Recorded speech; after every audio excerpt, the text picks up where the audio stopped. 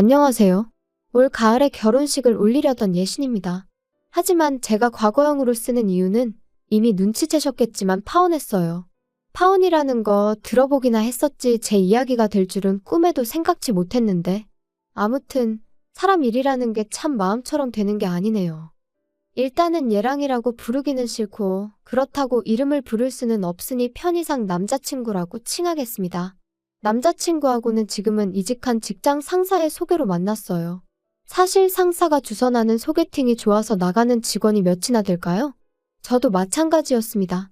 회식 자리에서 제가 무슨 말을 한 것도 아닌데 뜬금없이 저더러 제가 참 외로워 보인다며 자기 사촌동생이랑 닮아서 마음이 쓰인다나 어쩐다나. 솔직히 곱게 술이나 마시고 들어가시지 왜 나한테 저러시나. 쓸데없는 상사의 오지랖이 부담스럽고 짜증이 났던 게 사실이에요.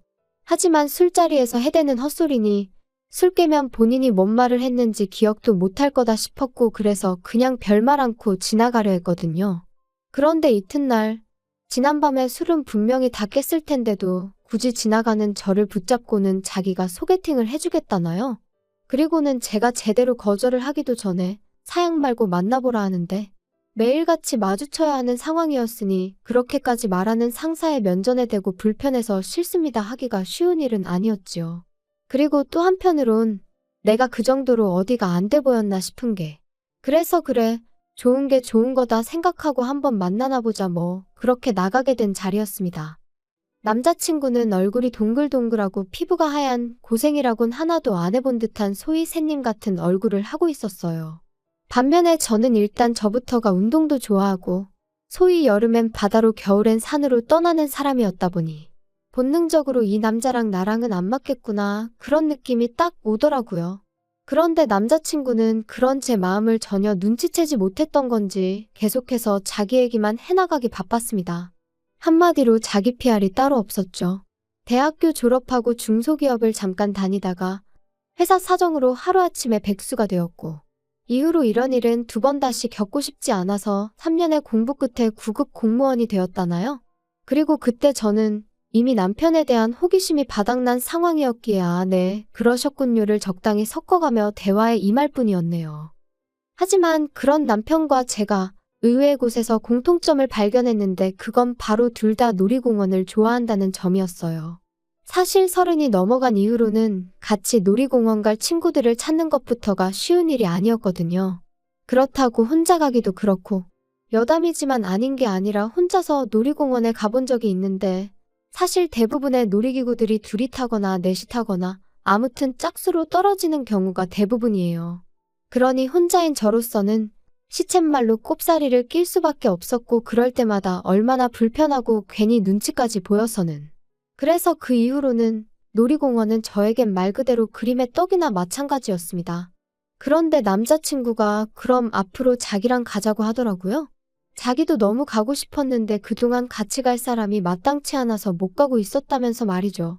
그렇게 한 가지 공통점을 발견하고 나니 그때부턴 대화가 비교적 무르르듯 이어져 가기 시작했습니다.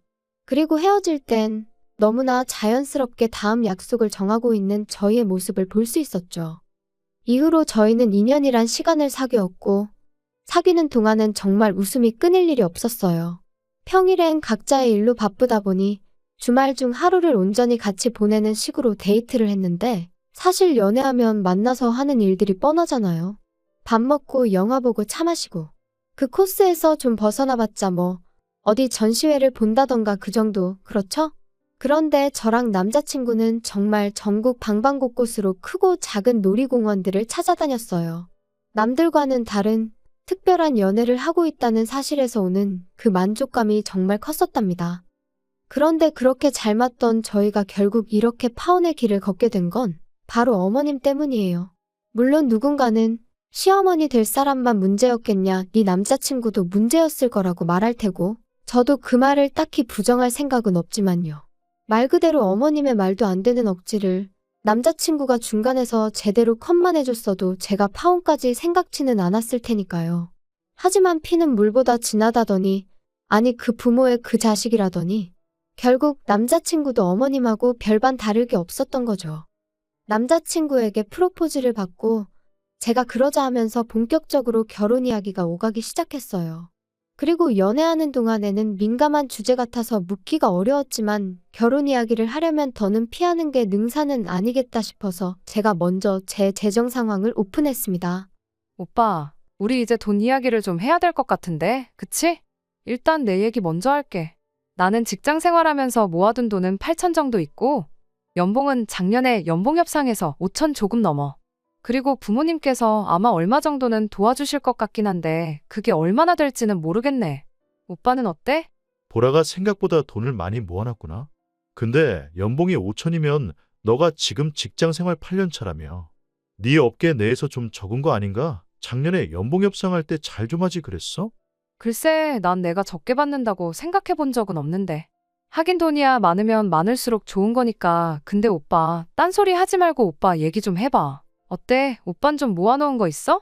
하지만 결정적인 타이밍에 남자친구는 전화가 걸려왔다는 둥, 화장실 좀 다녀오겠다는 둥 말 같지도 않은 핑계를 대기 일쑤였고 그렇게 어물쩍 얼렁뚱땅 무려 2주라는 시간이 흘러갔어요. 그래서 더는 안 되겠다 싶어서 제가 한 번은 좀 짜증을 냈습니다. 결혼을 하자고 한 건 오빠인데 왜 이렇게 딴소리만 하느냐고. 좀 진지할 수 없겠냐고요. 그리고 그제서야 남자친구가 씁쓸한 얼굴로 꺼내는 말이 너도 알다시피 내가 공무원 된 지 몇 년 안 됐잖아. 그리고 공무원 하기 전에는 공부한답시고 어머니 돈을 가져다 썼었고. 그래서 내가 공무원 되고 나서는 어머니한테 돈을 좀 챙겨드렸어. 그러다 보니까 돈을 많이 못 모은 게 사실이고 미안해. 너 볼낯이 없어서 내가 말을 못했어. 그런 사정이 있었으면 처음부터 솔직하게 말하지 그랬어. 근데 그럼 그래서 얼마나 있다는 건데? 난 오빠가 결혼하자고 해서 어느 정도 준비가 되어 있는 줄 알았거든. 나 2천만 원 있어. 그리고 지금 사는 집 보증금 1,000만 원 있고. 어머니가 얼마나 보태주실 수 있으실지는 모르겠다. 전에 지나가는 말로 도와주실 거라고 하시긴 하셨는데. 제대로 얘기는 안 해봤거든. 그럼 일단 어머님하고 얘기를 좀 해봐. 나도 우리 부모님하고 얘기를 해볼 테니까. 그리고 며칠 뒤 남자친구와 카페에서 만났는데 남자친구 표정이 썩 좋지가 않았어요. 그리고 직감적으로 결혼에 있어서 어머님하고 뭔가 얘기가 잘 안 풀렸구나 싶었죠. 하지만 먼저 아는 체를 하기도 그렇고 그래서 남자친구가 먼저 말문을 열기까지 커피만 홀짝이며 기다리고 있었습니다. 그리고 그렇게 기다린 지 얼마나 흘렀을까. 남자친구가 대뜸 미안하다 하더니 아무래도 어머님한테 도움을 받기는 어려울 것 같다고 하더라고요. 어머님이 남자친구가 저랑 결혼하는 대로 당신은 귀농을 하시겠다며 고향으로 내려가시겠다 하셨다는 겁니다. 참고로 어머님 고향은 배를 타고 들어가야 하는 섬이고 그렇다고 거기에 친정 식구들이 남아 계신 것도 아니었는데 말이죠. 하지만 그런 어머님의 선택에 있어서 가타부타 논하기 전에 아무리 그래도 그렇지 하나뿐인 아들이 장가를 간다는데 그걸 나 몰라라 하신다는 게 솔직히 저로서는 납득하기도 어렵고 황당하기까지 하더라고요. 그리고 저는 그만 저도 모르게 한숨을 내쉬고 말았어요. 그리고는 곤란하게 되었네 한마디를 내뱉었는데 남자친구가 갑자기 제 앞에서 눈물을 흘리기 시작했습니다. 자기가 정말 미안하다면서 이럴 줄 알았으면 그렇게 프로포즈를 하고 그러는 게 아니었는데 자기가 경솔했네 어쩌네 그러더라고요. 그리고 그렇게 우는 남자친구를 보고 있으니 괜히 내가 스트레스를 준 건 아닌지 제가 다 미안해지더라니까요.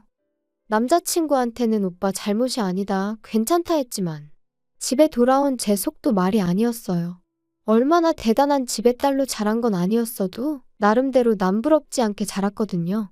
그리고 저도 나이가 나이였던 만큼 나름대로 보고 들은 게 있었죠. 아무리 세상이 달라져서 남자가 집을 해오는 일은 흔치 않다 했지만 그래도 다들 나름대로 받을 건 받고 가던데 허심탄회하게 털어놓자면 정말 여러 가지로 마음이 복잡했어요. 제 자신이 속물인가 싶으면서도 한편으론 나도 사람이고 여잔데 바랄 수도 있는 거지 합리화도 해봤다가 하지만 어떤 식으로 생각해도 스스로 답을 내릴 수가 없었기에 결국 저는 친정부모님께 모든 상황을 있는 그대로 이실직고하였습니다. 남자친구는 홀어머니이신데 결혼을 하게 되더라도 아무런 지원도 받을 수 없는 상황인 것 같다고 말이에요. 그리고 아니나 다를까 저희 부모님은 눈앞이 깜깜하다 하시며 조심스레 이쯤에서 헤어지는 게 어떻겠냐. 남의 집 기둥은 뽑아오는 게 아니다 그러시대요? 솔직히 부모님 말씀이 어디 하나 틀리지 않았다는 건 저도 잘 알고 있었어요. 저를 걱정하고 생각해서 해주시는 말씀인 것도 알고 있었고요. 하지만 한편으로는 그래도 저희 부모님은 다른 사람들과는 달랐으면 했었나 봅니다. 괜찮다고, 우리가 다 책임져 줄 테니 걱정 마라 뭐 그런 걸 기대했던 건지도 모르겠네요. 그리고 그 마음이 너무한다는 볼멘 소리로 튀어나갔던 거죠. 돈이 전부냐? 사람의 내면을 봐주셔야 하는 거 아니냐? 아직 오빠를 한번 제대로 만나보신 적도 없지 않으시냐? 지금 생각해보면 뭐 한다고 그렇게 부모님 가슴에 상처를 냈는지. 그리고 결국 자식 이기는 부모 없다고 저희 부모님께서는 그럼 일단 오빠를 한번 만나보겠다 하셨어요. 제 말대로 사람 됨됨이를 직접 보고 판단하시겠다고요. 그래서 바로 그 주 주말 자리가 만들어졌습니다. 남자친구는 저와 처음 만나던 날보다 몇 배는 더 긴장이 된다며 청심환까지 챙겨 먹고 저희 집에 왔어요. 나름대로 저희 어머니한테 드릴 꽃바구니에 아버지께 드릴 홍삼 세트도 사서 말이에요. 그리고 그런 남자친구의 모습에 저는 나름대로 좀 안도를 했지요.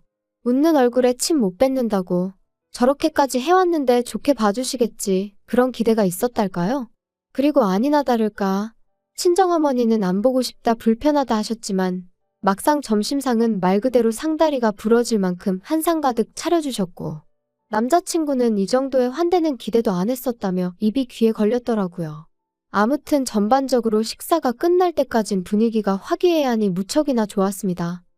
그런데 이제 후식을 먹으면서 본격적인 대화가 오가기 시작했고 저희 아버지께선 돌려 말하지 않겠다 하시더니 그래서 정확히 결혼을 어떻게 할 거냐 물으셨어요.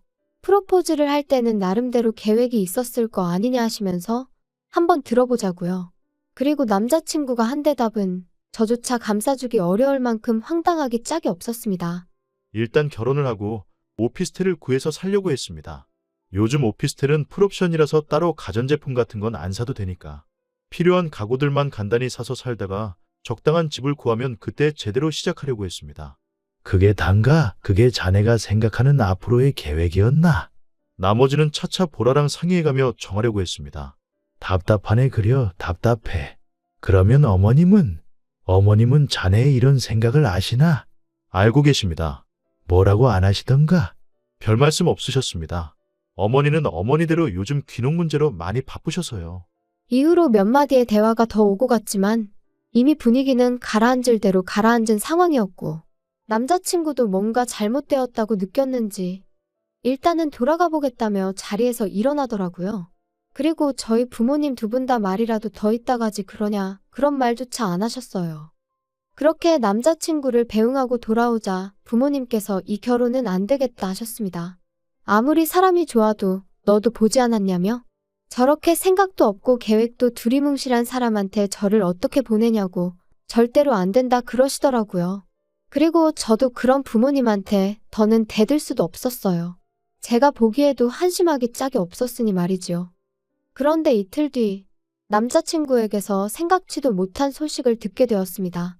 자기가 저희 집에 다녀간 이후로 어머님과 이야기를 나눴는데 어머님이 저희 신혼집 문제를 해결해 주시겠다 하셨다는 거예요. 너무 놀라서 제가 저도 모르게 정말이냐고 소리를 질렀다니까요. 남자친구가 말하길 어머님께서는 어차피 섬으로 내려가실 거고 집이란 건 사람이 살지 않으면 금세 망가지기 마련이니 리모델링만 해서 살라고 하셨답니다.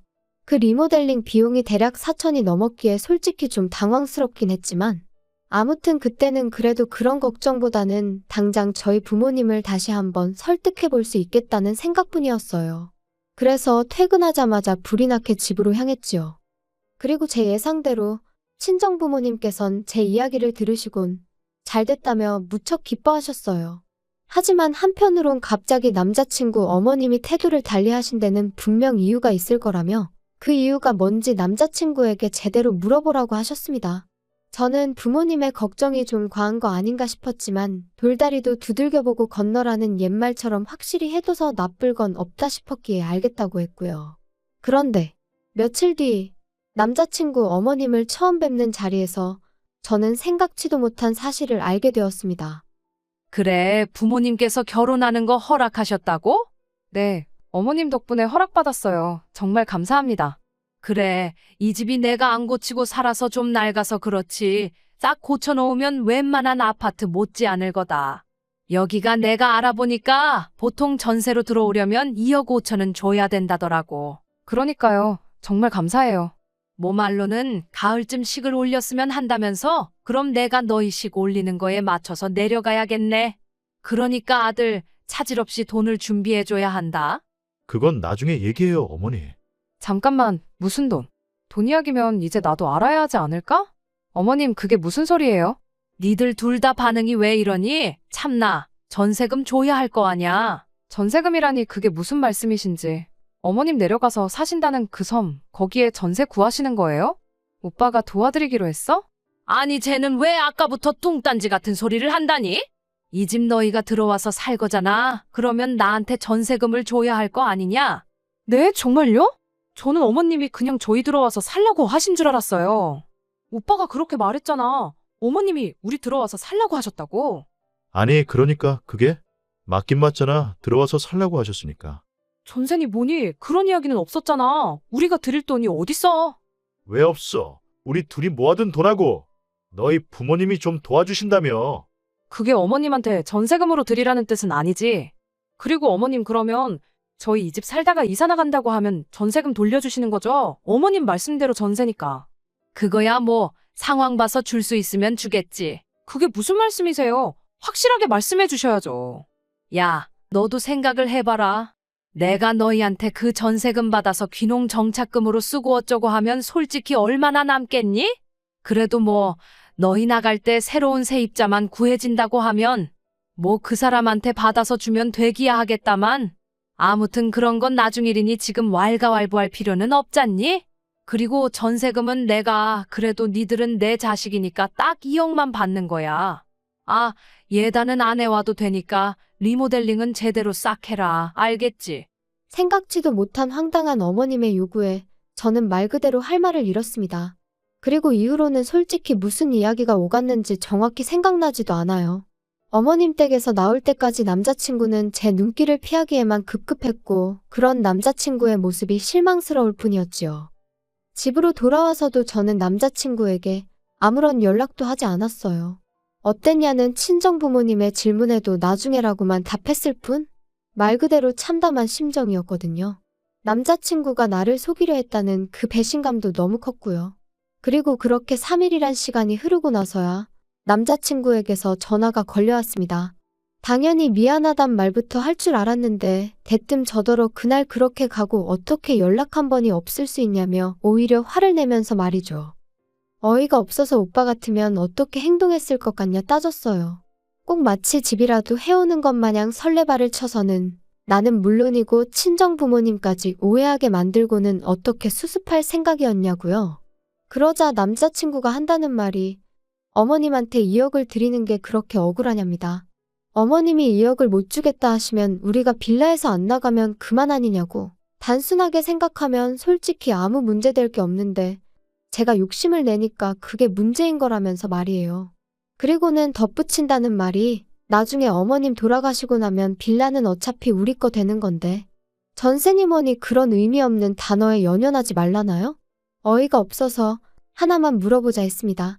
오빠 말이 다 맞다 치고 결혼했다 치자고. 그랬는데 어머님이 섬생활 몇 년 하시다가 지겨워서 못 살겠다 하고 올라오시기라도 하면 그래서 당신이 이 집에서 살아야겠다고 우리 나가라고 하시면 어쩔 거냐고요. 2억도 안 주시고 집은 집대로 내놓으라고 하시면 오빠가 어머님하고 시시비비를 가릴 수 있겠냐고 말이죠. 그랬더니 남자친구가 한다는 말이 저더러 넌 왜 이렇게 융통성이 없냐며 그럴 땐 같이 살면 되지 꼭 한쪽이 비켜줘야 하냐는 거예요. 그리고 그 말을 듣는 순간 어쩌면 저희 부모님이 진작에 보셨을 그래서 저를 말리셨을지도 모르는 바로 그 광경이 제 눈앞에 펼쳐지는 기분이었습니다. 저희 부모님 돈을 말 그대로 처바른 속만 번지르르 한 좁디 좁은 빌라에서 어머님과 남편에게 시달리는 제 모습을 말이죠. 그리고 눈앞에 그 광경이 펼쳐지기가 무섭게 저는 뒤통수를 망치로 세게 맞은 듯 했습니다. 제가 제 스스로 불구덩이로 들어가려 했다는 걸 깨달았으니까요. 그날 밤 저는 남자친구에게 이별을 고했어요. 다른 건 하나도 안 보고 오빠 한 사람만 보려고 했는데 오빠는 나 말고 어머님도 봐야 하고 아니 어머님부터 챙겨야 할 것 같다고. 그리고 나는 그런 꼴을 이해해가며 살 만큼 마음이 넓은 사람이 아니니 헤어지자고요. 솔직히 말해서 넌 결혼 준비가 안 된 자식이니까 결혼 준비부터 제대로 해놓고 여자를 찾아라. 아주 단도직입적으로 쏘아붙이고 싶은 마음도 없던 건 아니었어요. 하지만 제 나름대로 성숙한 이별을 해보려고 했습니다. 그래야 적어도 남자친구와 만나온 2년 좀 넘는 시간이 허무하게 끝나지 않을 것 같았거든요. 하지만 남자친구는 끝까지 그런 제 작은 바람 하나 제대로 들어주지 못했습니다. 저더러 이제 보니 돈밖에 모르는 X였다면서 저 같은 속물은 처음 봤다고.